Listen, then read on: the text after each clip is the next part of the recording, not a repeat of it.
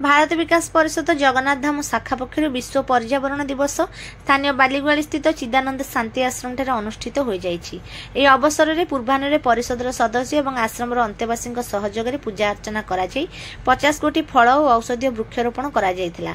एहा परे एक पर्यावरण रैली अनुष्ठित होइथिला। अपराह्न संपादक संतोष कुमार महांती अध्यक्षतार एक सचेतनता शिविर आश्रम परिसर में अनुष्ठित होइथिला। एथिरे परिवेशविद एवं बालीगुआली वरिष्ठ बुद्धिजीवी जोग दैथिले। परिषदर पर्यावरण संयोजक तथा प्राक्तन युग्म निर्देशक उद्यान विभाग पत्तपवन सामंतराय स्थानीय जनसाधारण सहयोगिता एवं सहभागिता रहिले जंगल बंची पारिबो। वरिष्ठ सदस्य तथा प्राक्तन प्रशासक पद्मनाभ पंडा, प्राक्तन प्राध्यापक प्यारीमोहन पट्टनायक वृक्ष महाप्रभुंकर सृष्टि जहाँ महाभारत एवं रामायण में वर्णित अछि। संपादक संतोष कुमार महांती विकास नाम विनाश को प्रश्रय देवा उचित नुहे, तालबणिया तार स्मृति खोजुछि। पुरी कोणार्क बालुखंड तार अस्तित्व हराइबाकु बसिछि।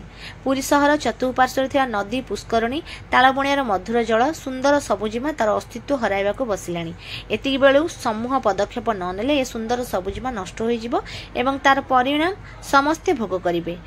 समस्ते ए विषय उद्वेग प्रकाश करथिले। वृक्षारोपण, प्लास्टिक वर्जन, स्वच्छता पर वक्ता माने गुरुत्व देथिले।